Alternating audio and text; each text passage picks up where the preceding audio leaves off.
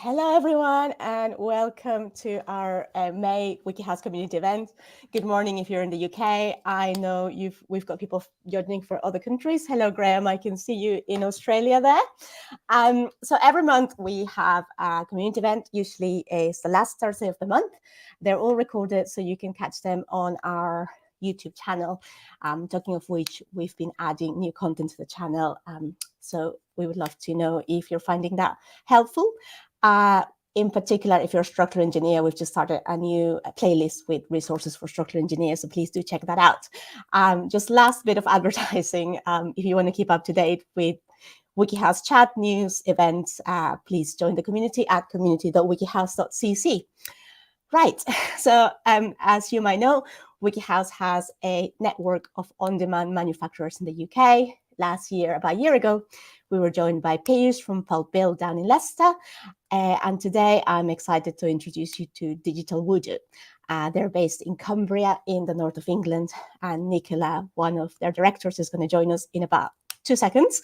Just before that, a reminder that we do questions at the end. So please feel free to type them as she's speaking, and we'll get to them at the end. So, hello, Nicola. How are you doing? Hello, I'm good, thank you. Good morning, everyone. I'm gonna, if you just want to load your presentation, I'll just make sure you're all set.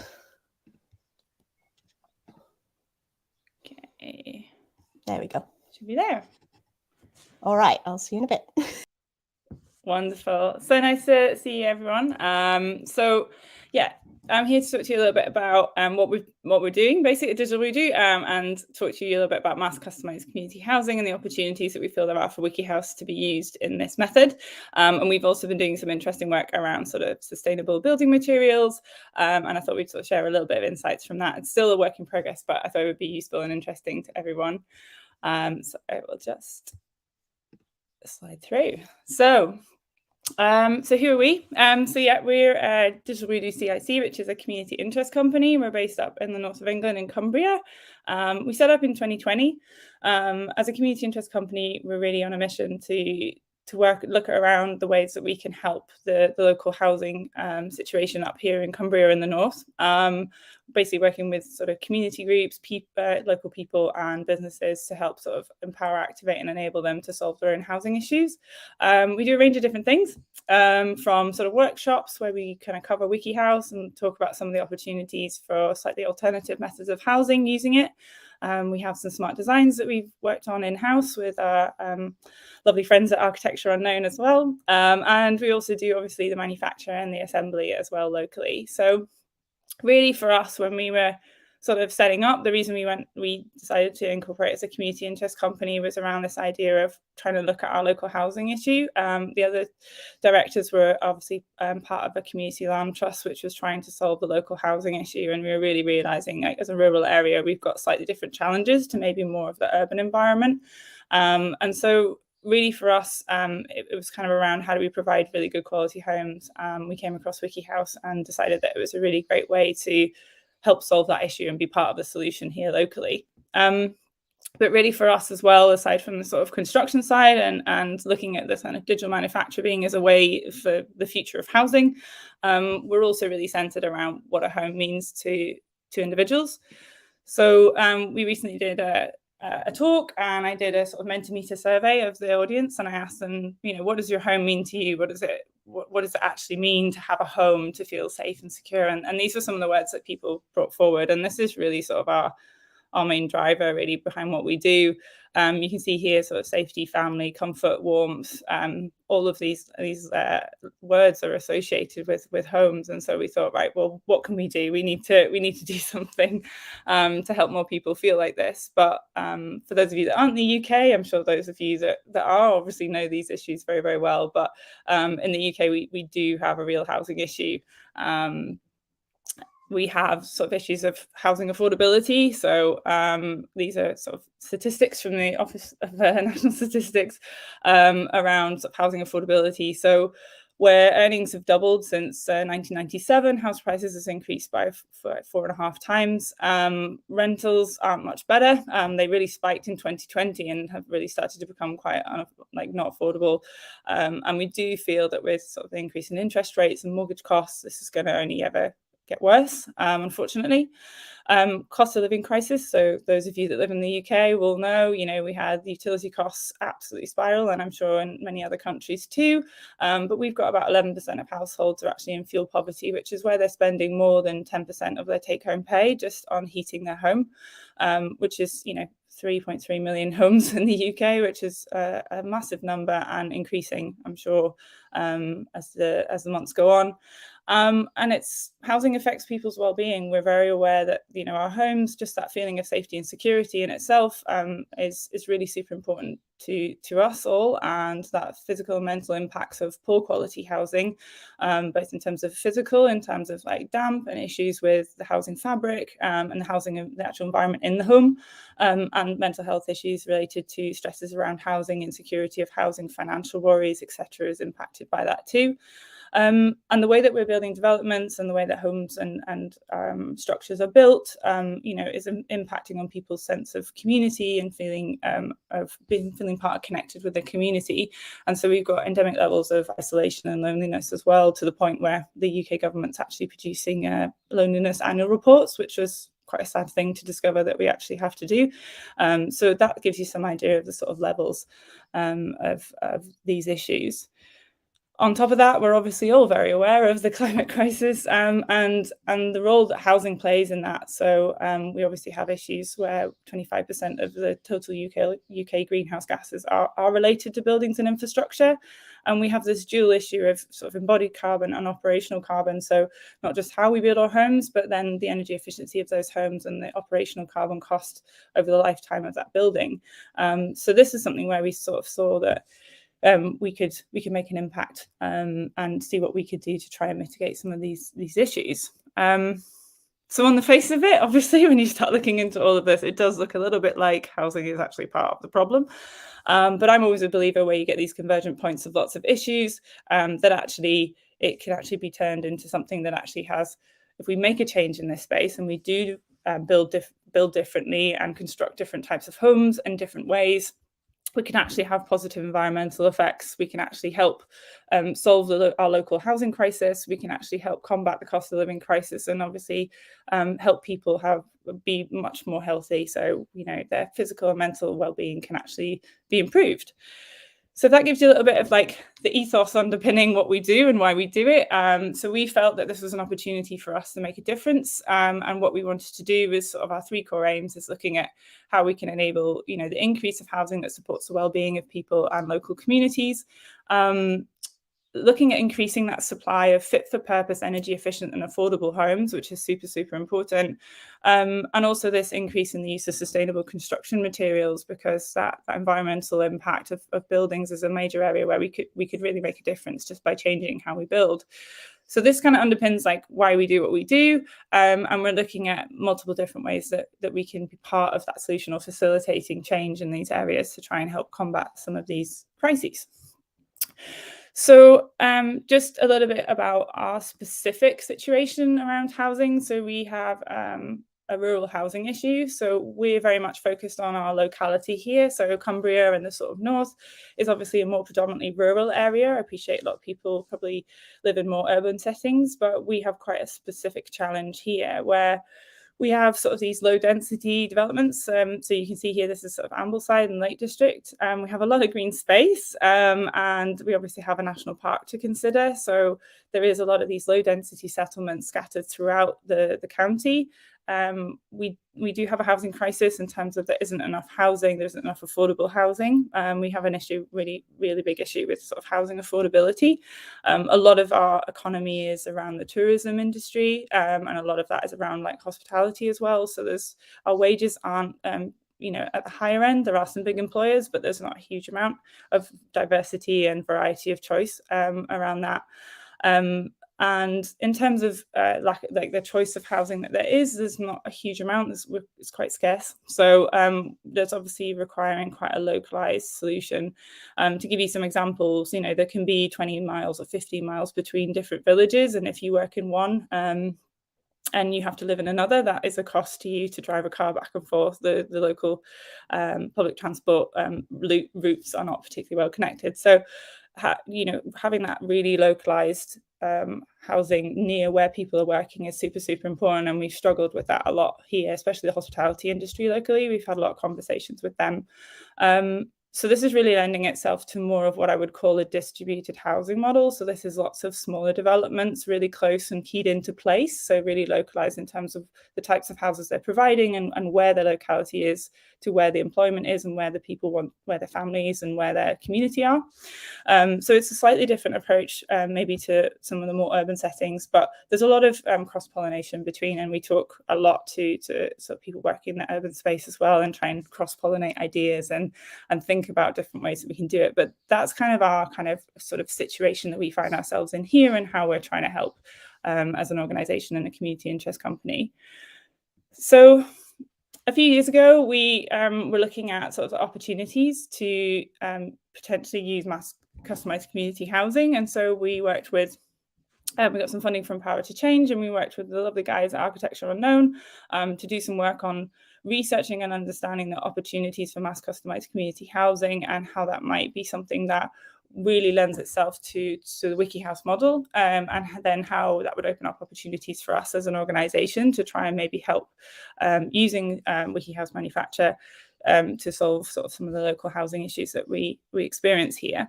So this document, and it's a report, so if anyone is interested and wants a copy to read through, it's quite comprehensive. I've had to give you a bit of a whistle-stop tour through it today.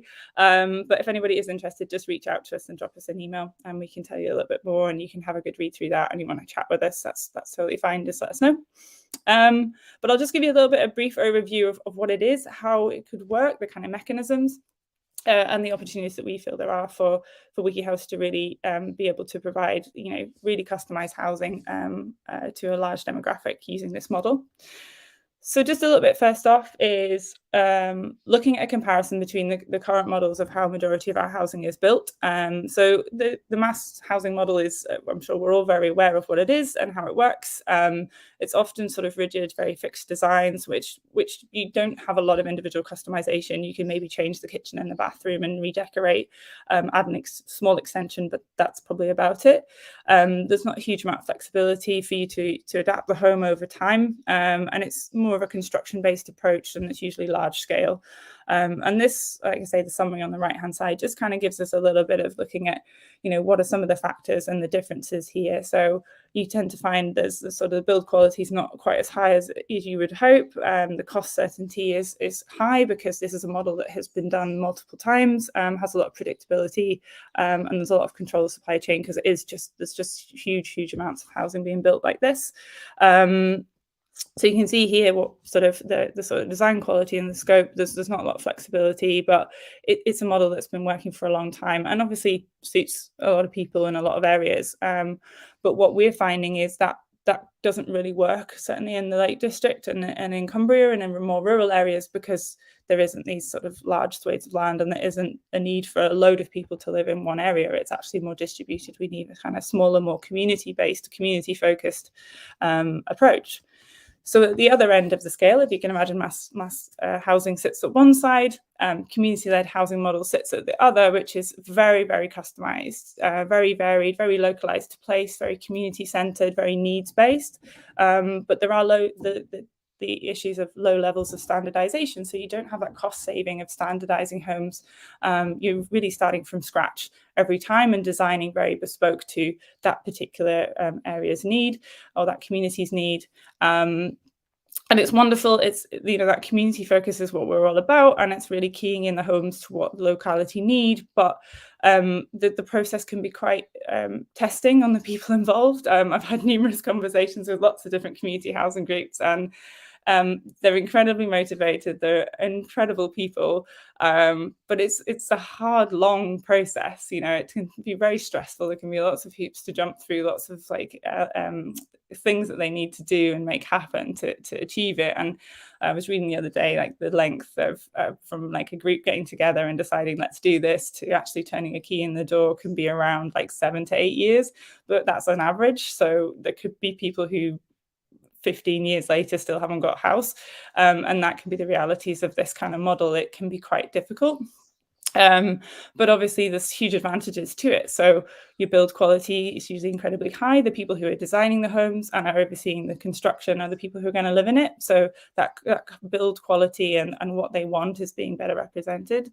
The cost certainty can obviously have a degree of variability there because there's lots of nuances, lots of differences, there's lots of, it's quite a bespoke project that's going to happen, but everything else in terms of design quality, scope, etc. is high. But however, this model is obviously not this group may not have done it before, and so a perceived risk from a financial standpoint. I know that finance is proving quite tricky for some groups, just because it's the first time they've done it. They haven't got that credibility and that precedent set from previous projects necessary to carry through to this project. So sometimes getting funding and financing is quite difficult, and it does rely a lot of voluntary time and effort from people involved, which is incredible. These people, will meet and take a lot of time out of their life to make the project happen, but it seems to be quite a challenging process, and there aren't the economies of standardization and sort of just transferring a lot of design elements over from one to the next. It seems to be very much designing from scratch. So there is potentially this opportunity somewhere in the middle. So where can we have the advantages of the mass housing model in terms of that kind of cost certainty and reducing the risk, and then how can we also have that infusion of what the community in that local area actually want, the types of houses that they want to live in, the kind of facilities that they want to have, the communal spaces, the common spaces they want, this build standard that they want. And mass customized housing, community housing, potentially offers this opportunity to infuse it with both, to get the best of both, because you're actually combining some of the advantages of mass housing with this very much community representative opportunity. So we sort of looked into this and we're thinking, right, well, here's some opportunities. So here's some advantages here that we can have. Let's have a look at some case studies. So in the report, if any of you obviously want to ask us for a copy, please drop us an email.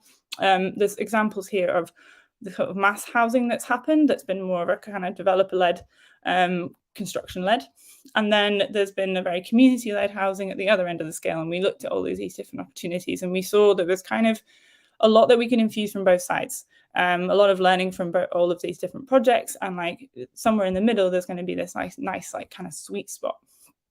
So I suppose the next question is, so how do you achieve these two aims? And I thought it best to sort of give you a little bit of a diagram, really. If you can imagine, in this sort of circle diagram is the sort of homes and the individual home sitting at the center of it, and if moving out in these circles is a wider and wider periphery to and proximity to that.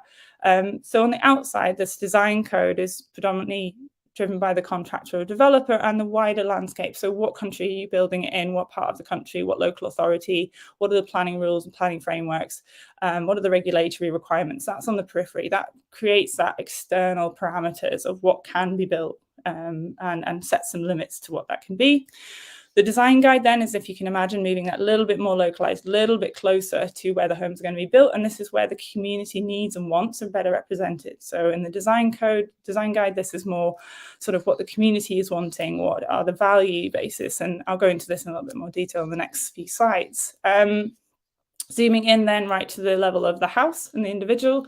So this is the design passport for the actual individual home, which again has that infusion of meeting within the parameters of those wider contextual elements, so the regulations and the planning frameworks. Then it's also representative of what the community consultation has resulted in terms of the design guide, and then really crystallized then in the individual home is then bringing that personalization, that customization to that individual of exactly what they need within that framework. So this offers this opportunity of these two things. So you've got this sort of mass wider mass housing kind of considerations of fitting with all of these parameters, and then you're niching it down into the individual's like community, and then the actual individual home itself. So to give you some idea of sort of what would be included in a design code, so this would be around sort of the roles and responsibilities, building contracts, etc. Obviously, we're quite pro for that to be a WikiHouse development. So what are the WikiHouse construction standards? What's the grid system? What can and can't be done with the construction methodology? What are the parameters there? Sort of standard layout rules and things like that. So how rooms flow between each other, and how the house sort of layout should actually work. Some sort of overarching principles there. Site constraints, and obviously looking at the site that there's going to be buildings on. What are the limitations there? Things like code of conduct, space standards, building regulations, the council planning policy. So this again is this wider periphery, this wider context. So where is this development sitting? What are the larger, more contextual elements that need to be considered in the design code? Construction design and management regulations, and obviously the national planning policy framework also infuses into that design code, and that sets the limits. That's these outer boundaries of that development. Then you're looking into this community element. So this is where this infusion of community need comes in. So this is where a community can decide its community values and standards, the ownership rights and responsibilities, like, communal spaces and who's responsible for what and what's the ownership structure, decision making, so governance around how they make communal decisions. All of that kind of governance piece is really super important when you're organizing a group of people. Really ascertaining and making sure we really clearly outlined what the group housing actual need is, and making sure that obviously that's in the design guide, so that then the homes that are built through this process better represent that. Funding strategy and financial structure. So, what's the structure of the development going to be? There's a multitude of different financial structures that can be put in place for a development. All of that needs to be decided depending on the community's needs and wants and what they're looking for. Master planning and kind of the wider layout and the plot layouts as well. So this is sort of the bigger picture in terms of like the actual flow of the development and the scheme.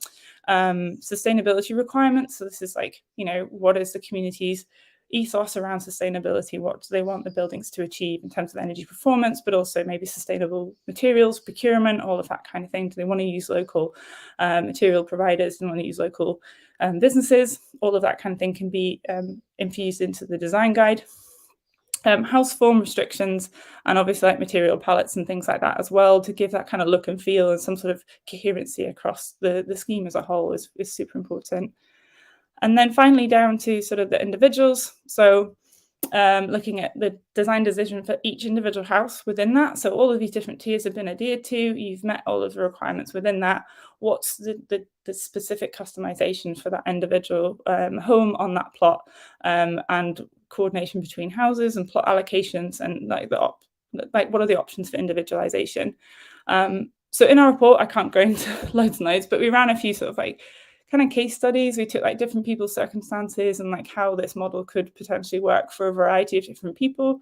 So I've just pulled one example of like how the design passport would work. So this would be an individual that has the standard plot, but it was just a single individual. So they just wanted a single house, 1 bedroom, and could just build to what they could afford to build at the time. So, again, keeping that economy of like economics of building as big as you need, but not bigger than you need.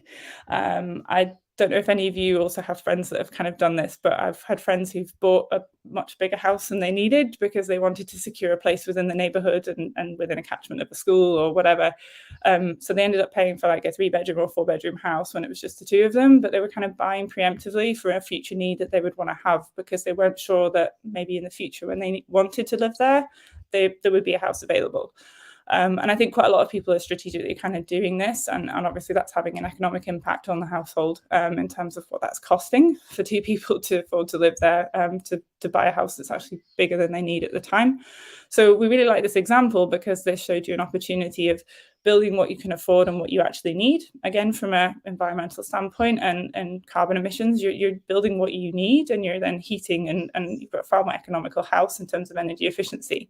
However, you've bought one on a plot that actually has the same size plot as everyone else, but you've just built a smaller house on it, but with the idea to potentially make adaptations in the future. So you can see on the right hand side, obviously, as the occupant of this house, their circumstances change, they want to start a family, or they need an extra room or extra rooms, they're able to extend out sideways, and the modularity of the building allows them to do that. And certainly WikiHouse is a great opportunity for that, because there is the opportunity to do so. So this is just an example of how we could show a house could kind of grow with its occupant, and how working within this design code sort of model and this mass customized building model, there is these opportunities to do this, which means this individual stays living in that community that they want to live in a neighborhood that they love, with the facilities around them that suit their needs and meet their needs. But the house can grow to adapt to their changing needs over time. Equally, at the other end of like people's lifestyles, obviously maybe somebody has a larger house and they want to at some point, downscale. There's the opportunity maybe to like subdivide their space or build it with such a way that you might have a granny flat or something for an elderly relative or something like that as people's life circumstances change. So this modularity and this customization option provides this flexibility housing, which I don't think kind of we've thought about maybe as much before, and it's quite an exciting opportunity that we see in this kind of mass customized community housing model. So in terms of what we're doing, like making it happen, we're having lots of conversations basically. So locally, we're speaking to sort of contractors, developers, seeing where there's opportunity for this sort of small scale mass customized development. We're talking to community groups and also individuals that are interested in this. It takes a lot of time to talk to lots of people, but we're doing our bit in terms of like talking to them and seeing if there's an opportunity for this. The report is obviously available, and we freely share that to people to give an idea of maybe there's an alternative option or a different way that we could maybe do developments, especially in our rural setting where we do just have these slightly different challenges. And I feel like this small scale mass customized development would be a really great way to try and solve some of the localized housing issue. So that's what we've been working on, but also we're busy people. We don't sit around. We've got a lot of different things going on. So part of this is also we're running some workshops where we do sort of monthly online training, but we also do some in-person stuff where we basically talk to people about WikiHouse and the opportunities afforded with it. I still work in alternative housing as well, so sort of infuse these workshops with a little bit obviously about the build methodology, but also talking to people about what are the opportunities that this could open up, what are the potential ways that, because of the way that WikiHouses are built and the way that they're constructed, what does that open up in terms of opportunities to solve local housing issues, really get people thinking a little bit outside the box of like what we can do and how we can solve those kind of local solutions. It's really great for us as well because we have a lot of engagement with people in the local community. We get a lot of feedback and information come back in about what's going on for them, what are the challenges, what are the struggles, what are the questions that they have, and it really helps inform the business as we go forward. We've also been working on some of our little modular designs. So we've started developing a range of sort of initial designs to start conversations with people and just really show what WikiHouse potentially can do. What we found was the block system alone, like they needed it taken on a further iteration stage into sort of some actual designs that they could kind of look and see. So this is one of our sort of small tiny homes. So this is again a kind of small compact home that we were looking at designing. Again, because there's the constraints of rural housing and the local area is kind of smaller. Infill might be better than trying to do larger scale, bigger developments at the moment. And a lot of people just need a small home really close to where they work or where their family are, for example. So this was an opportunity we thought. And again, adds in that modularity, that ability for the home to grow. So you can see the floor plans there on the bottom right. There's an opportunity to build a one bedroom while you can afford to do so, and then should your needs change as life changes, add that bedroom module at a later date or extend out in different directions. And we're sort of having those conversations with people, and I think that's quite an attractive thing for where, you know, economically maybe they're a bit constrained right now, but they have this housing need, but that opportunity to extend the home or have it grow with them over time is potentially a really exciting opportunity for them. So talking to people like that about those kind of things. And then there's this kind of urban or rural acupuncture idea, which is really something that we've kind of locked onto and seen as a really great opportunity. So it's what's called like kind of opt-in densification. So within the existing infrastructure, highlighting or identifying areas of land that are potentially available for development and infill. Those sites are actually really prime sites, close to all the local amenities, public transport, shops, all the services and community that everybody wants to live in. And we feel there's potentially an opportunity here where we could actually do that. So there has been examples. This is obviously We Can Make down in Bristol have done a similar thing. They put tiny houses in the back gardens of existing council houses. They've got 2 projects underway, and they did those last year. Huge amount of community support, huge amount of community engagement, which we obviously like. And they're looking at doing some more this year. So we're looking at how can we recreate that up here. So an opportunity for us to do that up here. Again, because a lot of clients that we're talking to in the local area have that need to be close to those amenities, and sometimes the housing option that is available at the moment is actually quite far away from where they need to be, either on the periphery of a town or in another village or another town, where actually they want to be in that community. So this taps into sort of starter homes, so young people relying on public transport, but also our elderly community. There's a lot of people who are elderly who would want a home that's in a community. They don't want to leave the village that they've grown up in or the town that they've grown up in. They do want to be there. So is this a way of us being able to provide homes to meet that need for the local community? And it kind of talks to that kind of 15-minute city idea that's kind of growing in popularity in urban settings. And we've just kind of taken that a little bit and taken it to a rural setting. And looking at this kind of densification that we can do, this really very kind of not over densifying an area, but like looking at ways that we can kind of leverage the existing infrastructure to provide that. And then, just because we're not busy enough, we're also looking at like sustainable construction. So obviously WikiHouse we know has incredible environmental credentials in terms of carbon sequestration, and that embodied carbon of a build at the start. But what we get is we obviously get a lot of people come to us very environmentally conscious because they want to build a WikiHouse. They've heard about it, and that's one of the big pluses is why they're choosing that build methodology. But we also then get the question of, what about insulation? What about cladding? What about lining? What about roofing materials? And the more and more we got those questions, we thought, right, we need to have a look into this. We need to maybe have some sort of materials list, suppliers list that we can put people onto, so that they've got that great starting point of the chassis, but what are we going to fill it, clad it, insulate it with, for example? So we started looking at doing some work around carbon accounting. So I won't go on too long, but this gives you an idea of how you calculate embodied carbon, operational carbon for materials. And we haven't been able to do full life cycle analysis, which is where we take all of these stages of the process. So you can see there's like the production stage, construction stage, the use stage, and then the end of life stage that needs to be considered. And then the circular economy obviously is beyond the building life cycle. So looking at reuse, recovery, recycling of materials. It's quite a lot of work to do this on all of the materials that we potentially would have on a short list. So we've just done an initial project with an intern through an initiative locally with Cumbria University, looking at that product stage. So A1 to A3 carbon assessment for some of the materials on our list. And although we couldn't do the full amount, this actually presents usually around 50% of the carbon emissions related to a material.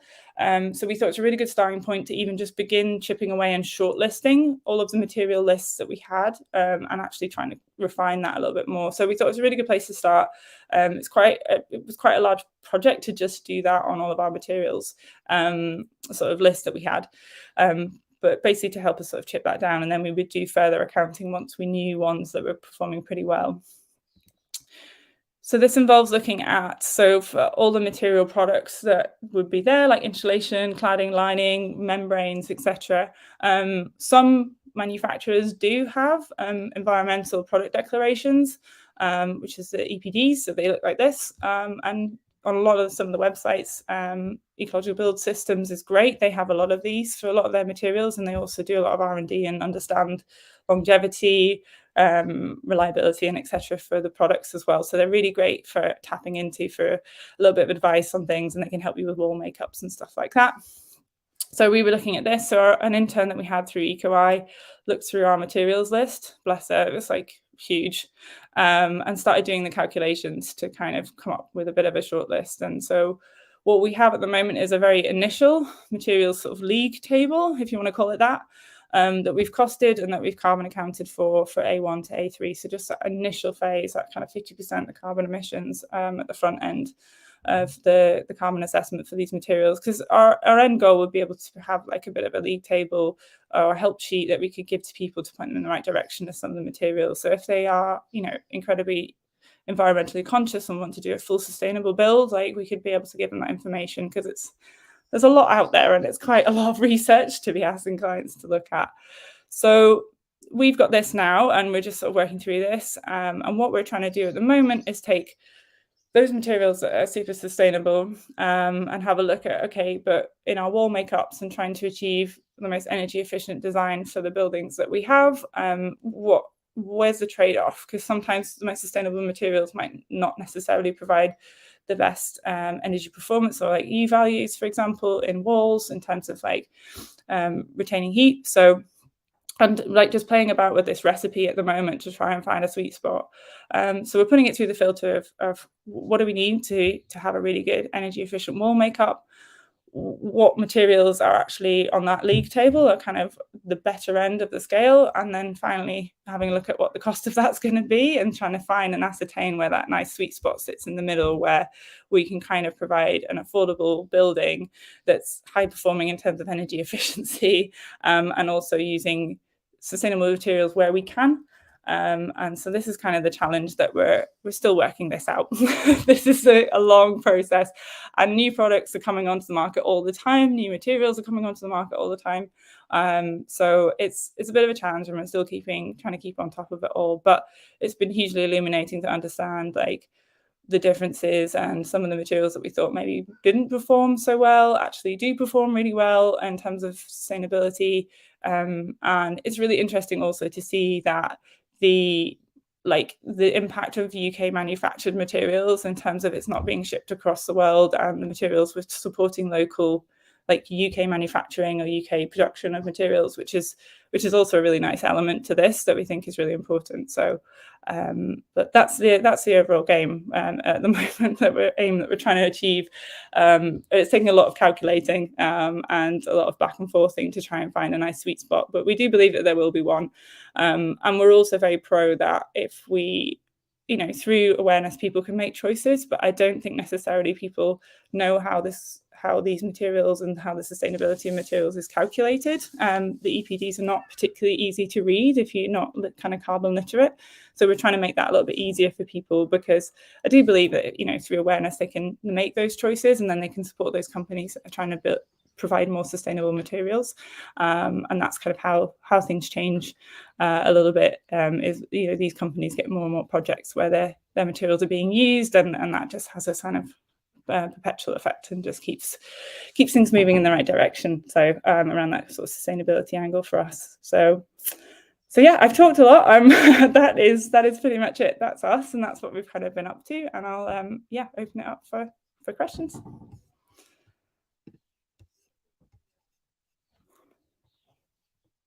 Hello, I was on mute.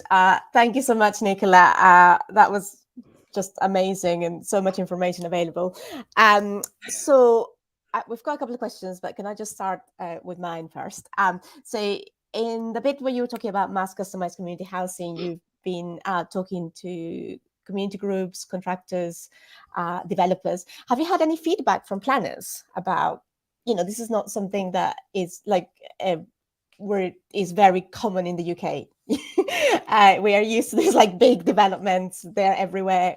I'm interested to hear if there's any. Yeah, it's kind of interesting. Like, we've wanted to kind of have those conversations with the different stakeholders, like the developers and like local community groups first, to kind of ascertain and be able to go into those conversations to say there is support for this, and kind of almost come with a kind of a project or an opportunity to do it, and then approach the planners with kind of a bit more of a developed plan at the moment. So that's kind of the stage that we're at, is really just kind of really getting that finger on the pulse and feeling what the local community want. It's much easier to go into a conversation like that if we do have that support, and like, hey, look, here's a group of people who want to do something together.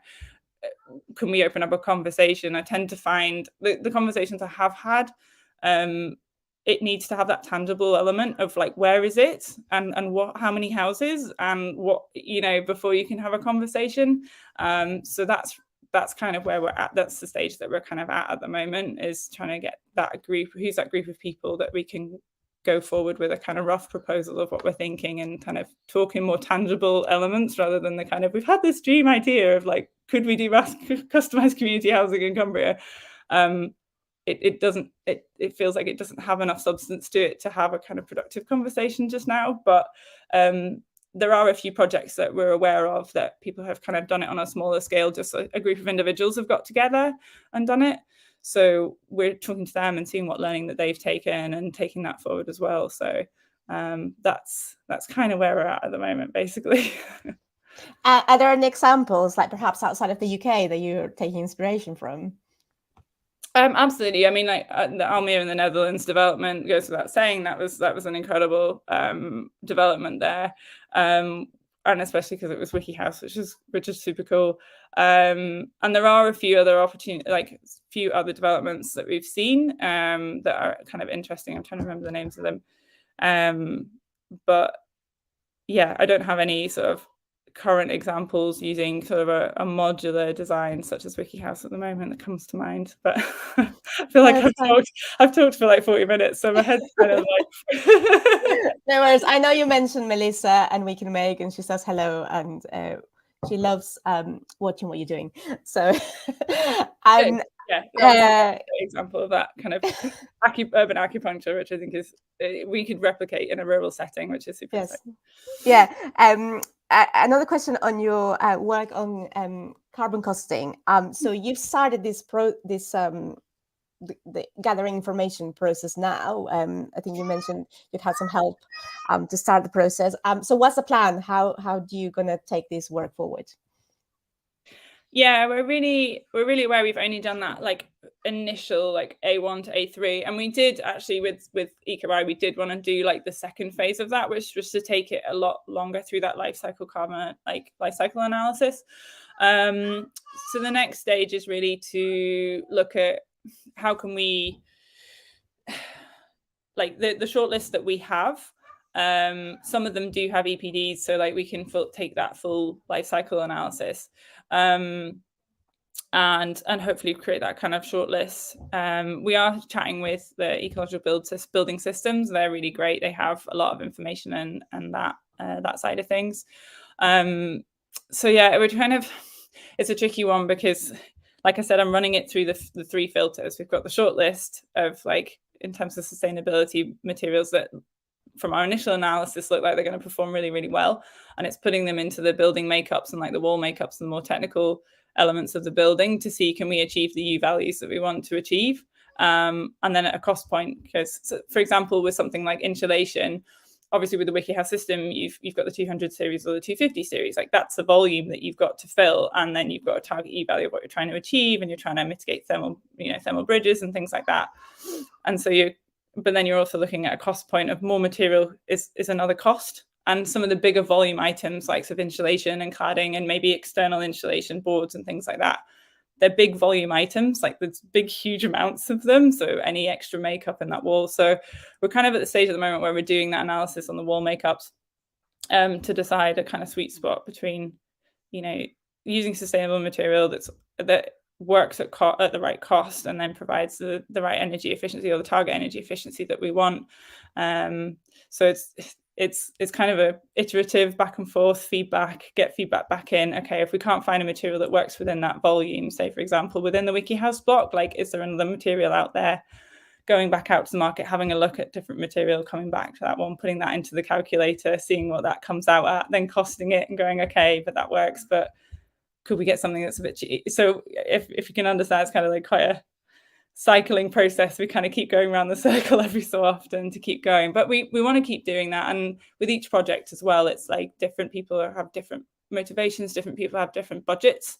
So it's talking to them and seeing, where's that sweet spot for them as a project. And then you're looking at, obviously, the other thing to consider is lifespan of products, which is another element I didn't include in the slides, but how long a product lasts before you then have to replace it, because there's a carbon cost then to having to replace like outside exterior cladding or maintenance for that particular product and things like that. So it's, there's like 4 different factors we're kind of weighing up with this project. So it's not going to be a quick process, but there's a lot of, people with great expertise out there. And it's just really nice to feel from clients coming through and inquiries coming through, they've been attracted to WikiHouse because of its environmental credentials, and they're also incredibly motivated to then make some conscious decisions with the material makeups, which I didn't expect. But the more people, I've spoken to quite a few architects who work in like sustainable building design as well, and they're saying that that's a conversation they weren't having 5 years ago. Like, it was more about cost and what they could get, and the aesthetics and the layout of the building, and not so much the material makeup. But I think people are more environmentally conscious of the impact of all of these materials, especially large bulk items like insulation and like the actual structure itself. And so it's an interesting space to be in at the moment, and to be having those kind of conversations. But it was just from client feedback that we were like, we don't have the answers for that. We need to go maybe do some work on that and find that out. So it's been interesting. No. I think like one of the things that people come to WikiHouse, they look at the chassis, the blocks, you can get them from the library, like, they fit like this, blah, blah, blah, blah. All right. So what about the cladding? What about the insulation? And like, you guys are coming up with those answers, because you were saying, EPDs are not the easiest thing to read, but you're doing a lot of the analysis of that. And I'm guessing this report or this like information, are you planning on making it available in some way?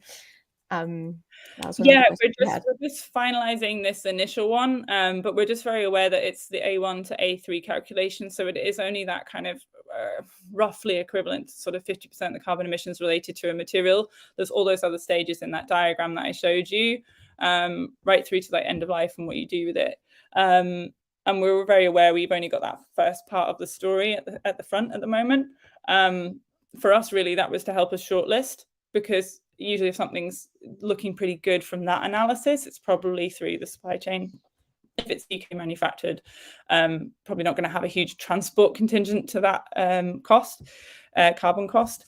If it's useful to anyone, once we have the report, they can reach out and email us, and we can forward that on. But we're just very aware we haven't done the full life cycle analysis yet of a lot of materials, so it's kind of half the picture, and we just want to we do just want to be upfront that that's where we're up to. It's a stage in the process of having a much clearer picture of this kind of recommendations. But if that even just helps us signpost people in the right direction of, okay, this material maybe doesn't perform particularly well here, but like this one does, these are kind of maybe ones to maybe have a look at as a starter and see.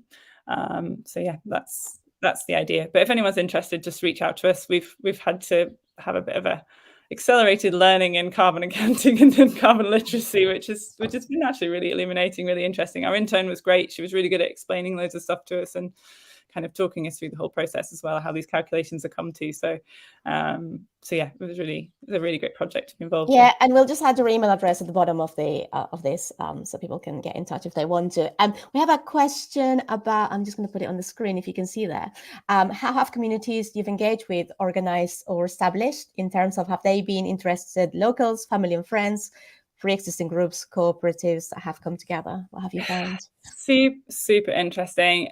A total range of organizations. So some are already organized community groups, so community land trusts, or community housing, or in community housing, or a member of a community housing group. Some are groups. So the example I said, that was like 5 families got together and collectively, bought a plot of land and are doing a development there. Some are, like I say, quite a few businesses, because we've actually had a situation last year where some of our cafes and our hotels were shut for some days of the week in the prime season, which is insane. Like in the summer, you want to be open 7 days a week, but they couldn't get accommodation for staff. And so that gives you some idea of the kind of immediacy of the issue here. And that's why we're sort of looking to them. So some of them are finding a housing solution like in-house, and trying to find ways that they can maybe provide really good quality staff accommodation on site or near to their businesses. And it might seem like an indirect way of trying to solving the local housing issue, but actually it's taking pressure off the local housing like rental stock that otherwise other people would be renting, but the local businesses are having to rent it to provide accommodation to hire people. So that gives you some idea in our area, sort of some of the issues that are happening. So a real range, really. Some people are early stages of organising and haven't created an organisation yet. Others have already organised and are looking for land and looking for a solution. And we're sort of doing workshops and presentations to them to say that these are some of the opportunities afforded by using WikiHouse. We'd love to help you. We appreciate there's a long road ahead of you, but this is how we think it could possibly help. So I'm total range at the moment, but it mainly comes out of a need and people gathering together and trying to come up with their own solution, which is it's really nice actually to work with people like that. They're incredibly motivated and really, really driven and enthusiastic and open to lots of new ideas. And the self-build element of WikiHouse really lends itself to that. Like the fact that they can get hands-on and they could actually maybe be involved in the build, like excites them enormously. They're like buzzing about that idea. I don't think any other, there's not many other build methodologies where that is the case. And that engagement piece and that community cohesion piece of everyone gathering together and actually doing it, it's a nice element to what you do and lends itself to community housing. Yeah, I've got another question from Josiah, which is about financing. How the mortgage finance providers view WikiHouse technology? Are they happy to lend against it? Maybe I can answer that a little bit, but from your end, does the financing question, mortgageability, keep coming up when you have those conversations? Yeah, it does. That and warranties. That's the kind of two questions, because these organizations have a bit, like I said, the kind of risk analysis of these community housing things is slightly higher. It's not a mass customized builder, mass builder that's building thousands of homes a year. It's a group of people coming together to solve their own housing issue. They're usually a new organization. They haven't got that precedent of previous projects that they've done. So finances obviously is a little bit harder for them. But it is a question that comes up. Yeah, 100%. In terms of that, it's probably one of the challenges for them, because again, because of all of what I've just outlined, they have to try and whatever that can to some degree probably influence their choice of building methodology, the construction type, because if they can go down the route of something that's known, it's one less unknown. When you appreciate their situation is quite challenging. So it is a question, but I'm sure you can talk more to that in terms of what you're doing it with. Yeah, I mean, the short answer is that we're working with a couple of lenders and warranty companies here in the UK who are keen to directly support WikiHouse builds. We'll hopefully have more news on that soon. But you can get structured warranties for WikiHouse projects, which will help owners get a mortgage from high street lenders. But we can definitely write more about that, which is, obviously a really important topic for people. Just a couple more questions. I know we're running out of time. We have had a question about, on a similar vein to mortgage finance providers, how have insurers responded to WikiHouse construction, especially after Grenfell and cladding disaster? Again, maybe I can answer that a little bit. And that is basically that has affected high-rise timber construction more than, one or two stories, which is what we're residential buildings, which is what we're talking about with WikiHouse. But from your experience, are people worried about these things? What have you had many questions around fire?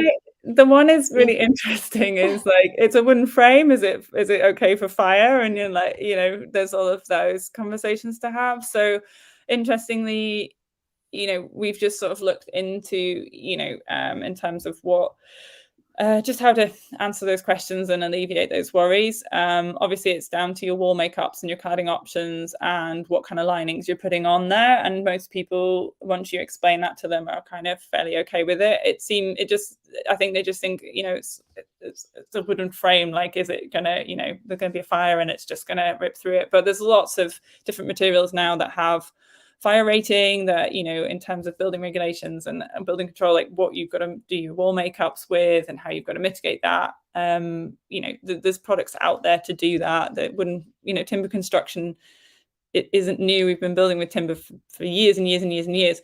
But it just seems a kind of, I think it's I think there is a bit of a UK thing of bricks and mortar is best kind of idea, but like that's why to us we wanted to do the workshops to kind of open up the forum to have these discussions and hear people's feedback and hear people's concerns that we can obviously then feedback in to you guys, but also to maybe some of those people who are kind of like writing it off at first glance, we can actually kind of address those questions and answer them.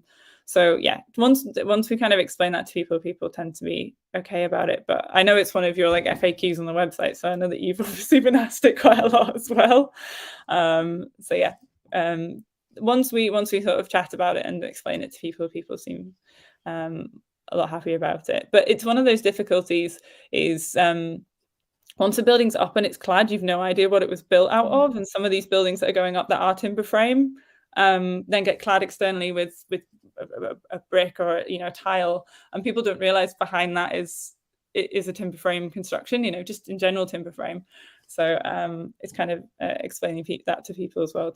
They tend to go, oh yeah, I did see a house go up in my neighborhood that was like a full timber construction. Yeah, they did clad it in that, but from the outside you wouldn't know that was the case. Yeah, I think that's also something you can see on the WikiHouse gallery on the website. You can see the different ways people have covered their houses, and like the one that we did for South Yorkshire House Association looks nothing like a timber clad thing from the outside, so you would never know.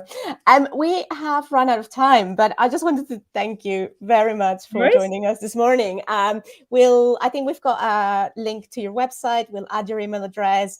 If we miss any questions, we'll answer them in a minute underneath, but I'm just going to draw this to a close. Thank you again so much, Nicola, and we'll see you at our next event. See you later. Thanks so much, Mel. Bye. Cheers. Bye.